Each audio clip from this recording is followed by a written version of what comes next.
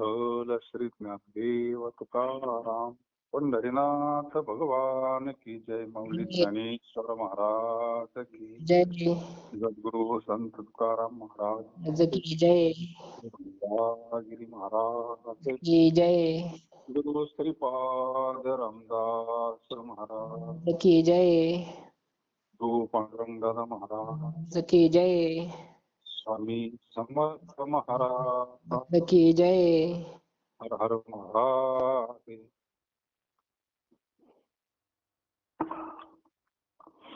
कृपा करून या अमृताच सत्य दाखवा. तुम्ही दयावंत काही कीर्ती जगामध्ये बसते पाहून या डोळा तुका म्हणे देवा करावा.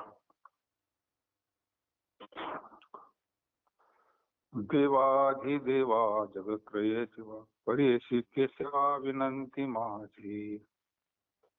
जीवानी तुझे वणी गुण नाम श्री प्रेम काही कळा. नमो सद्गुरु तुकया ज्ञान दीपा. नमो सद्गुरु सच्चिदानंद रूपा.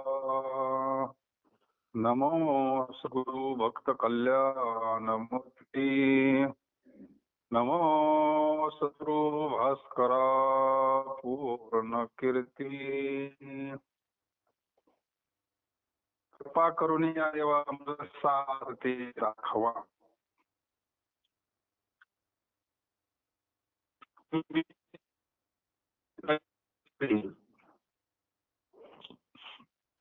जगद्गुरु तुकोबाराव देवा मधुर कृपा कर आणि खरे काय आहे ते मला दाखवा.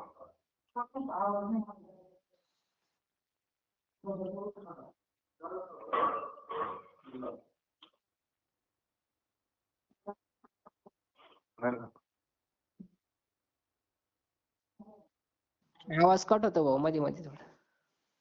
हा उघडला दरवाजा. अहो देवा माझ्यावर कृपा करा आणि खरे काय आहे ते मला दाखवा. जर तुम्ही तसे न कराल तर तुम्ही दयावंत कसले. पण तुम्ही दयावंत आहात अशी सर्व जगामध्ये कीर्ती आहे ना. हा. भगवान परमात्मा दयावंत कीर्तिवंत उदार हे लक्षण आहे देवाचे. संत दयावंत भगवंत दयावंत इथं प्रधान लक्षण आहे दयावंत. वंत वंत प्रत्यय लागला का विपुल प्रमाणात दया. आता देवाकडे काय दयेचा सागरच आहे ना तो. हा. अजून संत दयेचे सागरच आहे. मग तुम्ही काय कृपा करा का खरं काय ते मला दाखवा. मला कृपा करा आणि खरं काय आहे ते मला दाखवा. या जगामध्ये सत्य काय आहे. म्हणजे सत्य त्यांनी शब्द वापरला साच. सात शब्द खरं अर्थी काही ठिकाणी ना. हा सत्य साच खरी नाम विठोबाची बरे. मग सत्य आहे तर मग साच काय आला. त्याला ती पुष्टी दिली. कधी कधी एक अर्थी शब्द असतात जोर देण्याकरता.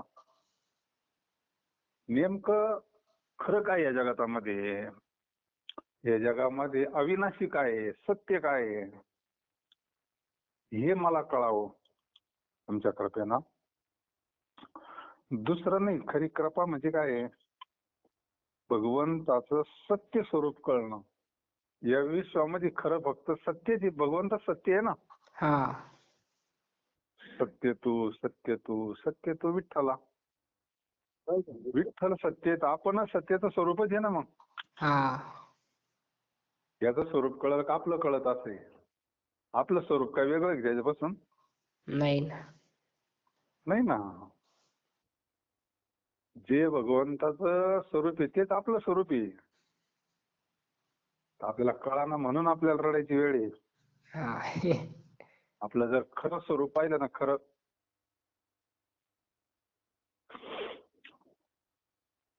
फार दिव्य आहे आपलं सत्य स्वरूप.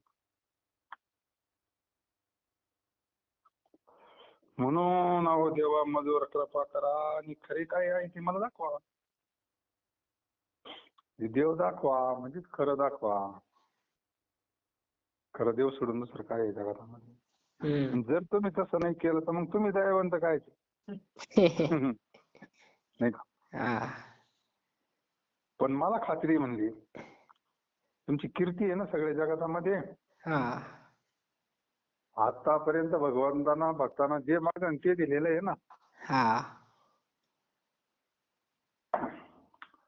ध्रुव बाळांना शेवटी निर्वाणीचं तेच मागितलं ना मग. हा. भगवत दर्शन, सत्य स्वरूपाचं ज्ञान. या आईनं वडिलांनी काढून देणं मांडीवर घेऊन, याच्यामुळे वैराग्य झालं त्यांना. पण त्यांनी अंतिम जे हे भगवंताचं जे मूळ स्वरूप आहे त्याचाच शोध लावला ना हा. या वयामध्ये. आणि आपल्याला तरी काय करायचंय दुसरं? आपल्या हृदयातल्या भगवंताची प्रतीती, तोच सत्य आहे फक्त, नाही का? हा. सर्व सुखाचा आराम.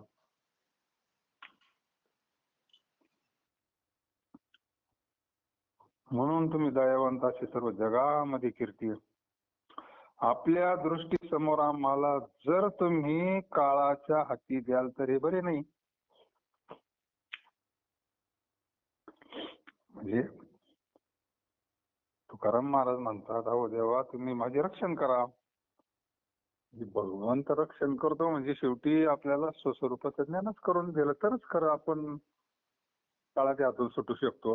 हम्म. शरीर कवर राहणार आहे, सांभाळतो देव, नाही असं नाही, पण त्याला मर्यादा आहे ना. हा. शरीराचं आयुष्य संपल्यावर तिथं काय करतात? हम्म. मग अभिमन्यू मारला त्यावेळेस सगळ्यांना वाटलं होतं आता देव उठून याला, कारण घरातला पोरगा आहे ना तो. हा. सगळ्यांचा लाडका होता ना अभिमन्यू. अर्जुनाचा तर लाडका होता, पण त्यांचं जे अख्खी फॅमिली होती ना हा. थोडा पराक्रमी होता. देवाचं किती जवळचं ना, आता बहिणीचा पोरगा म्हणल्यावर हा. देवानं त्यांना समजून सांगितलं. क्षत्रिय म्हणले तो वीरगतीला प्राप्त झाला म्हणले. हा. भगवंतानं तिथं धर्म सांगितला, त्यांची समजून घ्यायची, पण जिवंत नाही केला. हा. शेवटी मृत्यू हा शरीराचा आहे ना. हम्म. ते ठरलेलं आहे त्याचं आयुष्य शरीराचं. शरीराचं आयुष्य ठरलं का ते अगोदरच ठरलेलं असतं, प्रारब्ध अगोदरचं असतं, नाही का? हा. कर्मानुसार शरीर प्राप्त झालं असतं. भगवंत जोपर्यंत आयुष्य तोपर्यंत त्याचंही संरक्षण करतो, नाही असं नाही. पण खरं काळाच्या स्वाधीन होणं काय, मृत्यू काय, हे कधी कळण आपल्याला?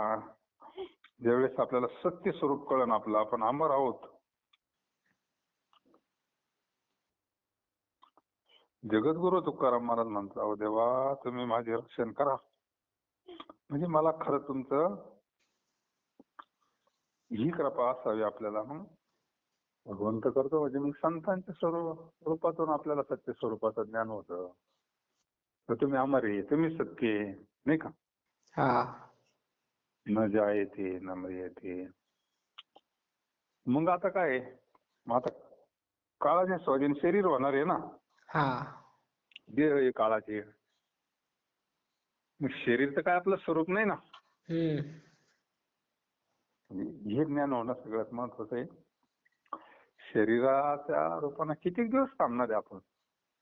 शेवटी एक ना दिवस शरीर तर सोडावंच लागतं प्रत्येकाला. हा. शरीरानं कोण अमर झालंय? कोणी वर राहत नाही. म्हणून कृपा करून या देवा माझं साच ते दाखवा. तुम्ही दयावंत कैसी कीर्ती जगा माझी वशे. पाहून या डोळा हाती ओढवाल काळा. तुका म्हणे देवा माझा करावा कुढावा. वर अर्थ घेतला आपण देव संरक्षण करतो आपलं देहाचं बी. पण किती दिवस मर्यादा आहे ना त्याला. हा.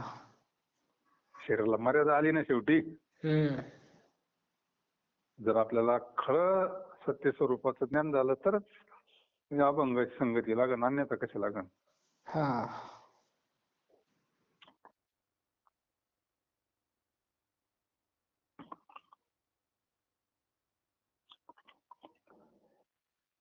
ठाईची ओळखी येईल टाकू टाका, सुखी तुमची जाईल इमान, माझे कपाळी पतन, ठेवला तो ठेवा बिलाशी बुडवावा, मनी न विचारा तुका म्हणे हे दातारा.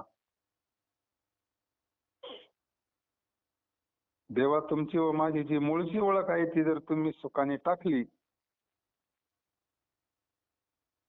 तर त्यामध्ये तुमचा इमानीपणा जाईल आणि माझ्या कपाळी मात्र पतन येईल. ओळख जर नाही दिली तर हा. मूळची जी ओळख आहे ना आपली हा. ती जर टाकली म्हणजे नाही दिली बाबा, एखाद्या पाहुण्यानं आपल्या ओळख नाही दिली समजा शहरात गेल्यावर, पहिली ओळख असं तिथे गेलो नाही देवा. तशी जगद्गुरु तुकोबारायांची देवाची लय जवळ ओळख आहे ना.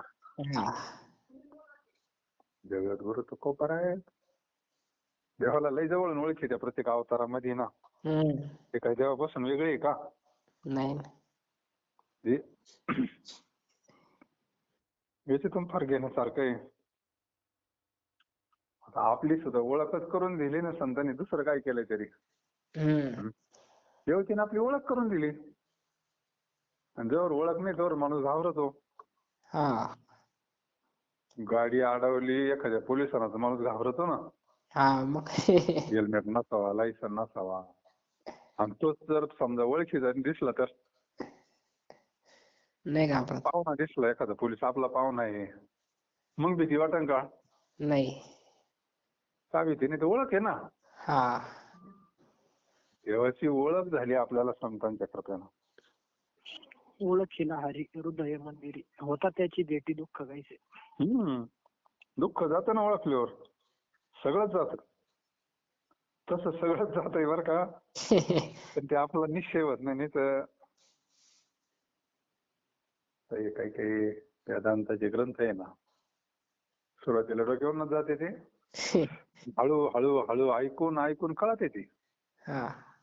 डोक्यावरून जाते म्हणल्यावर मग ऐकायचेच नाही का असा विषय का. एकदा दोनदा तीनदा, आता आपल्याला तरी सुरुवातीला कुठं पटत होतं आपण अमरी म्हणून, पण ब्रह्मस्वरूप आहो देवाचे लेख. पण आता लय दिवसात ऐकून ऐकून आपल्याला पटायला लागला. आता आपण दुसऱ्याला सांगतो नाही का आत्मा असा आहे, हे आपलं स्वरूप आहे, आत्मा ब्रह्म आहे. हे ज्ञान हे हळूहळू पचत असतं. देवा तुमची व माझी जी मूळची ओळख आहे ती जर तुम्ही सुखाने टाकली तर तुमच्या मध्ये तुमचा इमानीपणा जाईल आणि माझ्या कपाळी मात्र पतन होईल. आता विसरली तर थोर झाली आणि नाही का, मूळ स्वरूपाला विसरल्यावर आणखी आहे ना. एखाद्या जवळ ज्याने काही ठेवा ठेवला आहे आणि त्याचा अभिलाष करून तो बुडवल्यासारखी होईल ना. एखाद्या जवळ काही सोनं ठेवायला दिलं, वर्षभर गेले तीर्थयात्रेला म्हणून, दागिन्याचा डाबा तिथून आल्यावर तो म्हणला नाही म्हणल्यावर मग कसं होईल.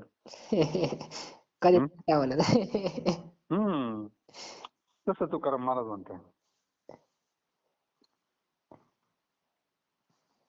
बुडवल्यासारखं होईल ना मग. म्हणजे ही स्थिती जगद्गुरु तुकोबारायाने आपलीच सांगितली. देवाचं आणि आपलं फार जवळचं नातं आहे. ओळख करून घेणं महत्वाचं आहे. फक्त संबंध. देवा तुमची व माझी जी मूळची ओळख आहे, मूळची आपण देव स्वरूपच आहे ना. आपलं जर मूळ पाहिलं, आपलं कुळ पाहिलं, शास्त्र सांगत आहे ना देवाचे लेकरं आहे आपण. मूळ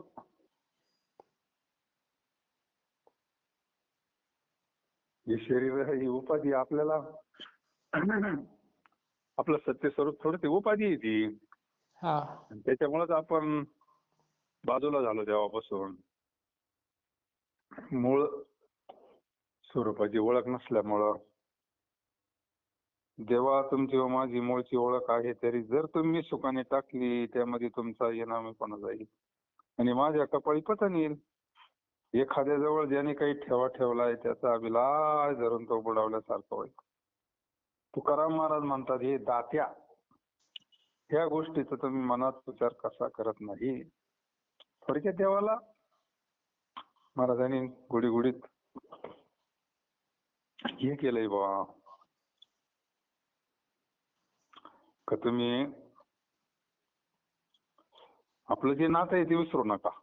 हा तुम्ही जर ओळख टाकली तर कसं होईल बा, नाही का? हा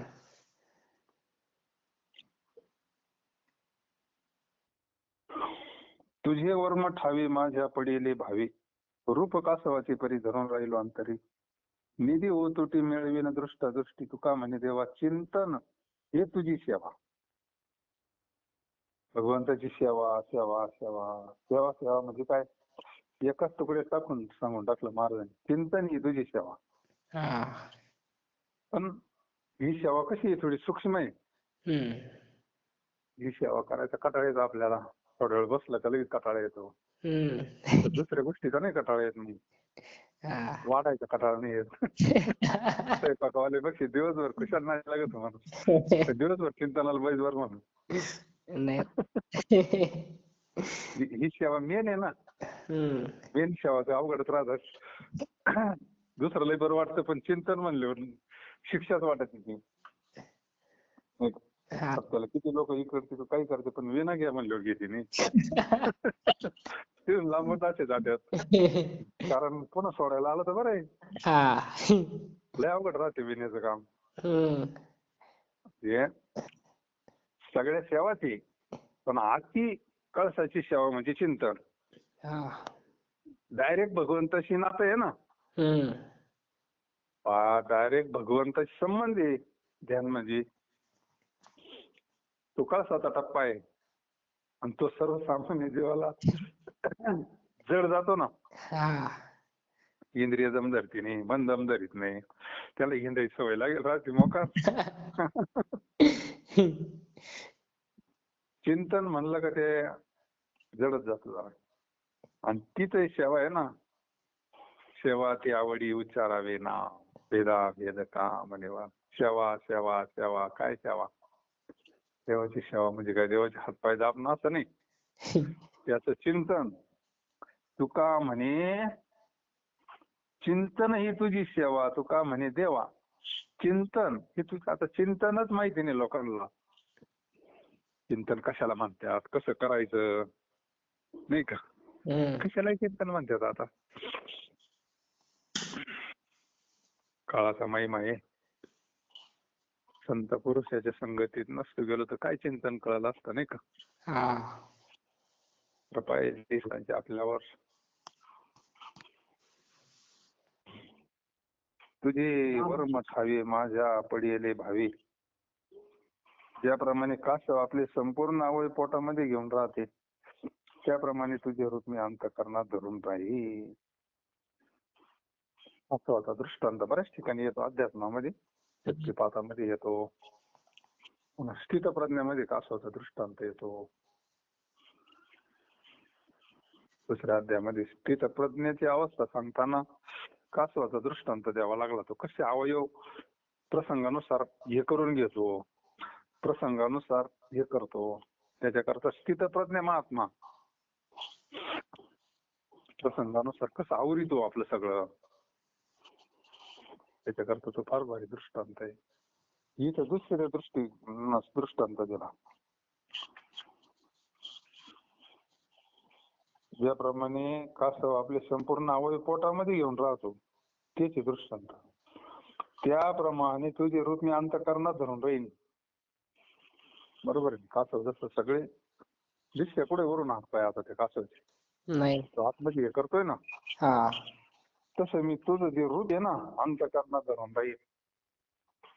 इथे तुझे पाय, डोळारोपाचे ध्यान, अखंड मुखी नाम तुमचे वर्णावे. तसं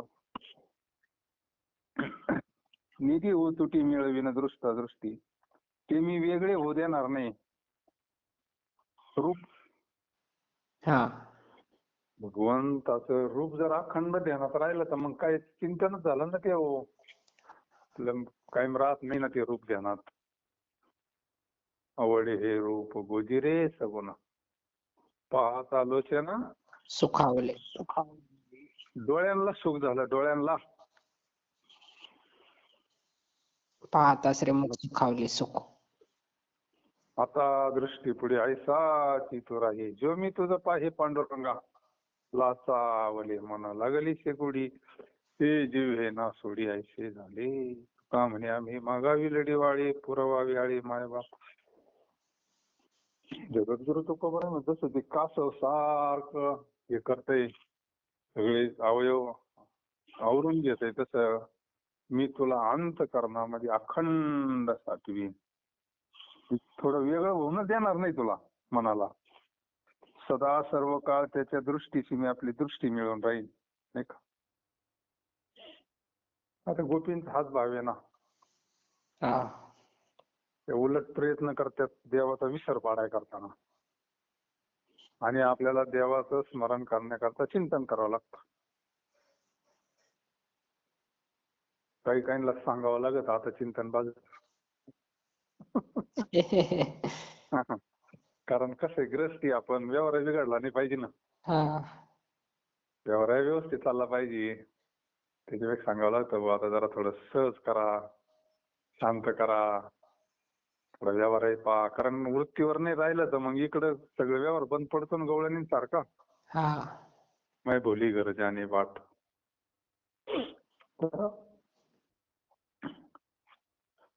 तुका म्हणे देवा,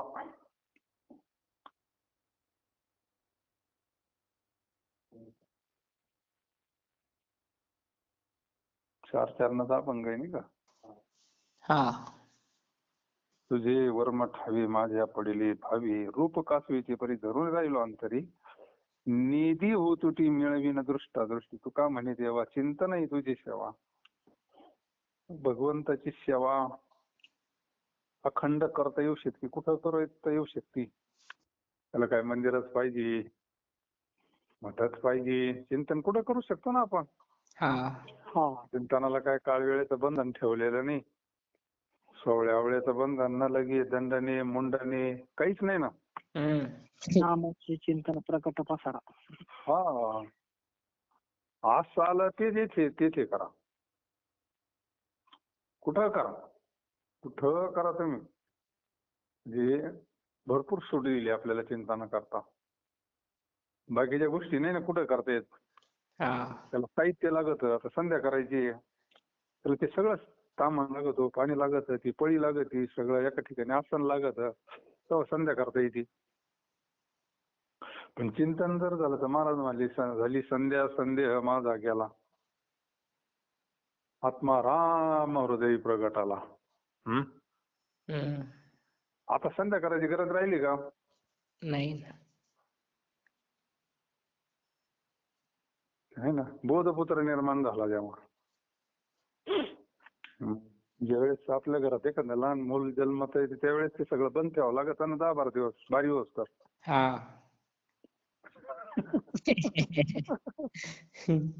आणि म्हातारी मेल्यावर 10-12 दिवस काही करता येत नाही ना 13 होस तर.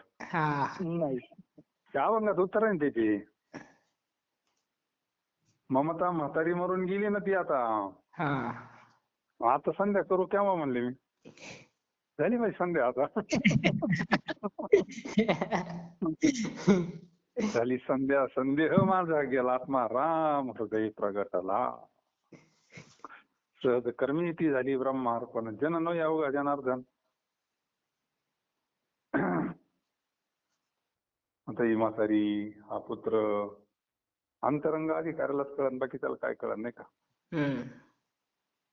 तात्पर्य चिंतनाला बंधन ठेवलेलं नाही कोणतं. नाही तर कर्मकांडाचा परमार्थ म्हणलं का डोकं बंद पडायचं काम आहे. हा असंच पाहिजे तसंच पाहिजे, झिपडीतलं पाणी थोडं कमी चालत नाही, त्याचे दोष काढतात. थोडं कमी जरी झालं तरी त्याच्यात काही लई किचकट कर्मकांड हे योगाचं लय अवघड काम आहे. हा चुकली तर ते अंगावर येतो तो योग कधी कधी. जोग महाराजांनी इथं योगाचा साधना केली होती राहुरीला कुठेतरी गुहेमध्ये एकांतामध्ये. थोडी चूक झाली तर त्यांना आळीचा ठोकाच चुकला त्यांच्यावाला. हम्म ते लय अवघड खेळ असतो मग. त्यांना ते कोणी सांगा ना क्लिअर काय चूक झाली नेमकं. हा मग ते गंगागिरी महाराजांना भेटले. ते म्हणते तुम्हाला आळंदीला जावं लागेल ना. योगाचं काम म्हणल्यावर माऊलीला शरण जावं लागेल म्हणते. हम्म मग ते गेले आळंदीला. माऊलीला साष्टांग दंडवत घातला, शरण गेले. तेव्हा ते त्यांचं ते नाडीचं ठोकं हे झालं. त्यानंतर म्हणले आता माऊलीनंच मला आयुष्य दिलं पुढचं जे आयुष्य मिळालं ते धर्म कार्य करताच घालवलं ना तिने. हा आपला मुद्दा असा आहे योगासन यागासन हे कार्यक्रम अवघड आहे. सेवाची ती देवाची पण अवघड आहे ना. हम्म त्याला साधनं लागतात, अनुकूलता लागते, परिस्थिती तशी लागते. इथे एखादा किती जरी हातावरचा गरीब असला तर तो भगवंताची सेवा करू शकतो ना. हा चिंतनाला काय खर्च आहे? हम्म नाही ना, कार्यक्रमाला खर्च आहे, चिंतनाला काय खर्च आहे? काहीच नाही. होत नाही म्हणून सत्संग करावा लागतो, हे सोहळे करावं लागतात.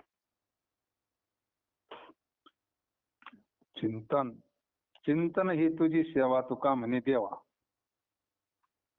काही काही फिरणं असे भारी असतात ना. आपल्या डोक्यातलं खटके तरी निघून गेले तर पाहिजे मग. हा नाही का?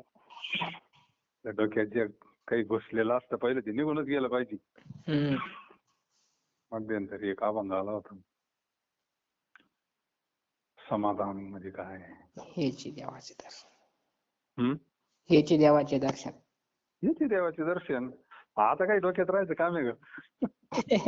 नाही तर देवाचं दर्शन म्हणले आपण काय ते मेळच लागत नाही. नेमकं कसं असतं मग दर्शन? दर्शन म्हणजे नेमकं काय बा?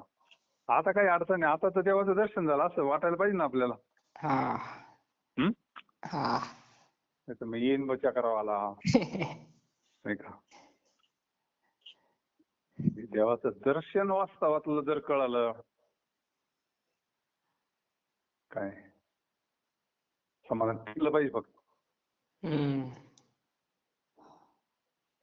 तसं तुका म्हणे देवा चिंतन ही तुझी सेवा.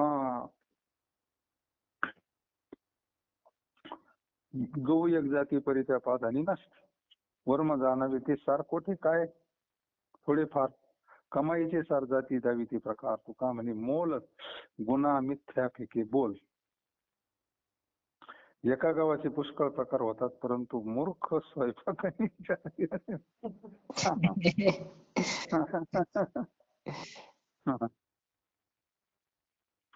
हा दृष्टांत असणार आहे.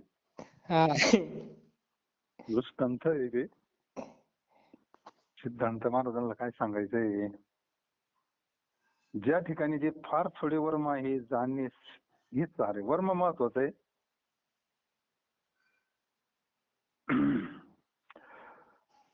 वर्म जर चुकलं तर फेरा पडे म्हणलंय ना. हा प्रत्येक गोष्टीचं वर्म असतं. परमार्थात वर्म असतं, भक्तीमध्ये वर्म असतं. वर्म ते काय दृढ धरावा भाव. तसं एखादी माता माऊलीने ठरवलं तर गव्हाचं काही करू शकते ती नाही का? हा ते करीन, पोळ्या करीन, पुड्या करीन, शिरा करीन, करंज्या करीन, काही करीन ती. पण एखाद्या मूर्ख स्वयंपाकानीच्या हाती जर सापडले ते गहू ती काय करीन मग? ती गायलाच टाकून द्यावं लागेल नाही का? हम्म नाचल्यावर. हा तसंच परमार्थाचं बी. परमार्थाचं जर वर्म चुकलं फेरा पडतो ना मग. हा वर्म चुकलं तर पुन्हा जन्म पुन्हा.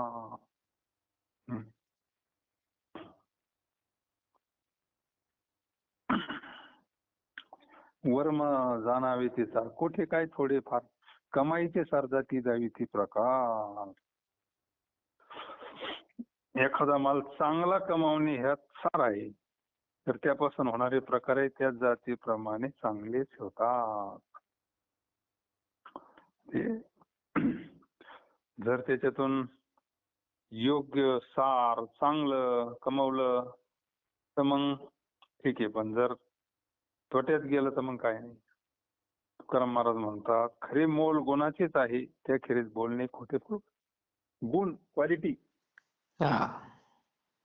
क्वालिटीला महत्व आहे. क्वांटिटी पेक्षा क्वालिटी पाहिजे. हम्म. आज मुलं शिकतात, पण ज्यांना जास्त मार्क आहे त्यांचे चांगल्या ठिकाणी नंबर लागतात ना. हा. वर्म येते तसं परमार्थाचं वर्म.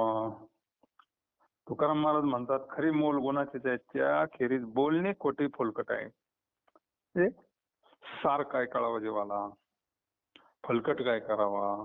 त्यांनी स्पष्ट म्हणलं, फलकट तो संसार, हम्म. हेच सार भगवंत.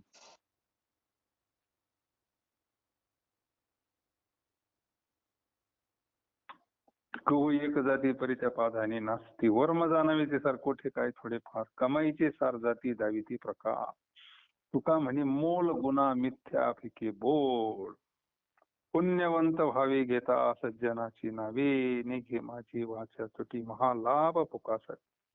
विश्रांतीचा ठाव पायी संताची अभाव, तुका म्हणे पापे जाती संताची जपे.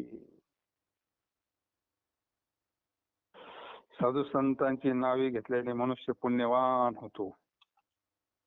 मग पुण्यवान होण्याला भरपूर हे अन्नदान केलं तर पुण्यवान होतं, तीर्थयात्रा केल्या तरी पुण्य प्राप्त होतं, परोपकार केला तरी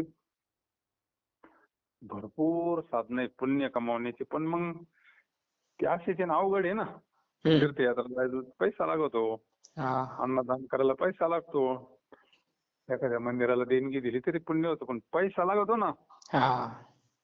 पण हा फुकाटचा उपाय सांगतात तो का. त्यांनी म्हणलं ना, महालाभ फुकासाठी म्हणलंय ना. हा. काही ना फुकाट लागत आहे नाही का. हा. त्यांच्या करता चांगलं आहे. मोफत शासन जसे सुविधा देत आहे ना, हा.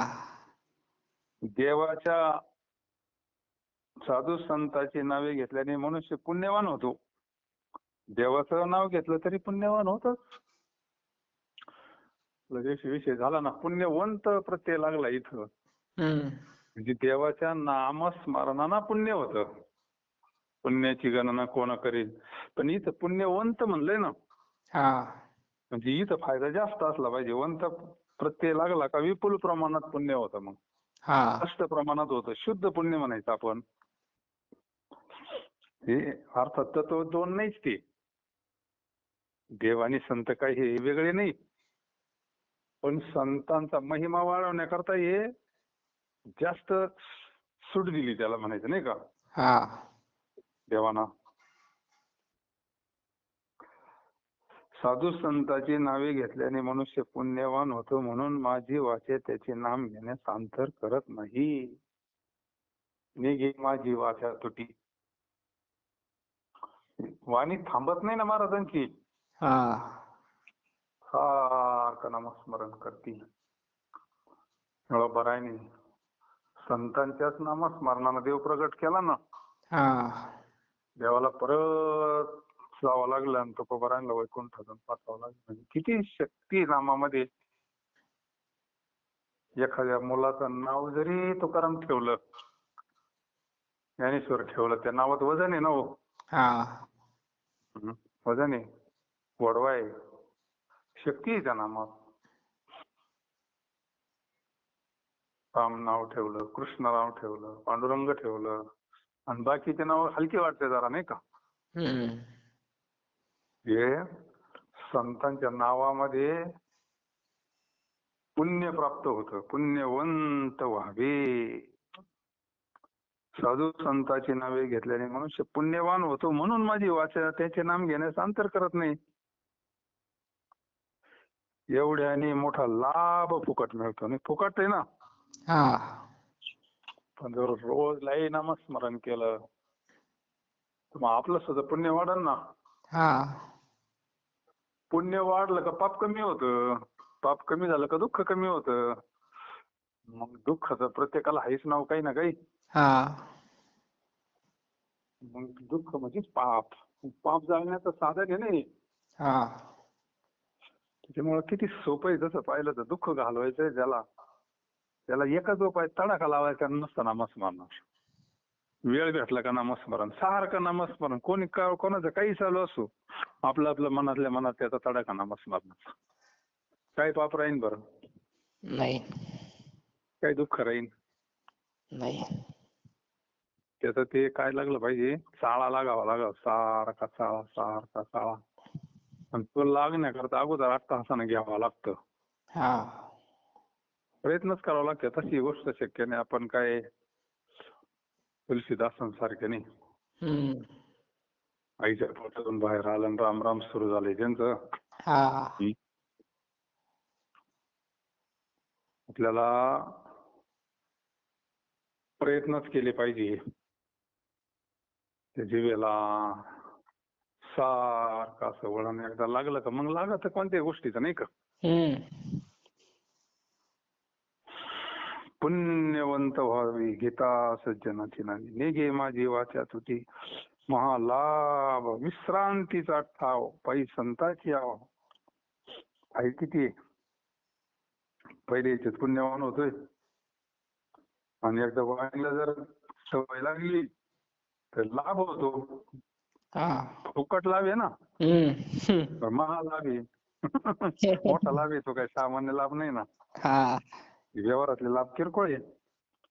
संताच्या पायी भाव ठेवणे हीच विश्रांतीची ठिकाणी. संतांच्या पायी म्हणजे संतांनी जे सांगितलंय त्याच्यावर. हा आणि संत नामस्मरण सोडून काय सांगायचं दुसरं नाही का. हा संताची पायी हा माझा विश्वास. म्हणजे पायी म्हणजे त्यांनी सांगितलेलं, हा त्यांची काय वचन असतील ते. आणि हीच आपल्याला विश्रांती आहे ना. विश्रांतीचं ठिकाणच ते. भगवंताचं स्वरूप, त्या स्वरूपाशी मन एकरूप झालं का विश्रांतीच आहे. हा खरी विश्रांती, खरा विसावा आहे. खरा विसावा आहे जीवाला. हो ते मीठ समुद्रात गेलं मीठ, आता ते एकच होईल ना मग. हा म्हणजे मिठाला विश्रांती भेटली की नाही आता. हा आता पुन्हा वरोट आणि पाट्यात खलबत्त्याची गाठ आहे का. नाही नाही ना. नाही तसं ह्या देवाला त्या स्वरूपाशी एकरूप झाल्यावर विश्रांतीच आहे ना. तोपर्यंत विश्रांती नाही आला. मग स्वर्गात जाय नाही तर पुढे जाय नाही तर काही कर, विश्रांती नाही. हा दुसरीकडे नाहीच. संतांच्या पायी विश्रांती म्हणजे मुक्त. संतांच्या ताब्यात जीव सापडलो तो मुक्तच होतो. हा तुकाराम महाराज म्हणतात, संतांच्या जपाने सर्व पापे जातात. तर डबल सांगितले. डबल का सांगितलं असं तुका म्हणे, पापे जाती संताची जपले. अगोदर म्हणले पुण्यवंत व्हावे घेता सज्जनाची नावे, हा खाली संत म्हणले. पण संत आणि सज्जन काय फरक आहे. कधी कधी डबल सांगावं लागलं. दुरुक्ती दोष स्वीकारावा लागतो. एखाद्याला सज्जन वाटलं असं काय म्हणलं, संत संताचं घ्या. संत सज्जन काही वेगळे नाही, नाही का.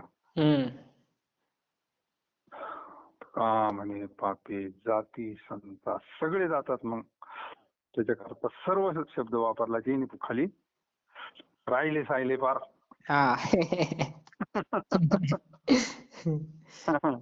अनंत जन्मीचे विसरलं दुःख, पाहता तुझे मुख पांढरं. नाही का. विविध तापाची झाली वळवण, देखिल्या चरण वैष्णवांचे. लय टाइम लागत विश्वास बसायला नाही का. एवढं दम धरून राहायला सवड कोणला आहे सध्या नाही का. शीघ्र फल पाहिजे, आता शीघ्र पाहिजे लगेच.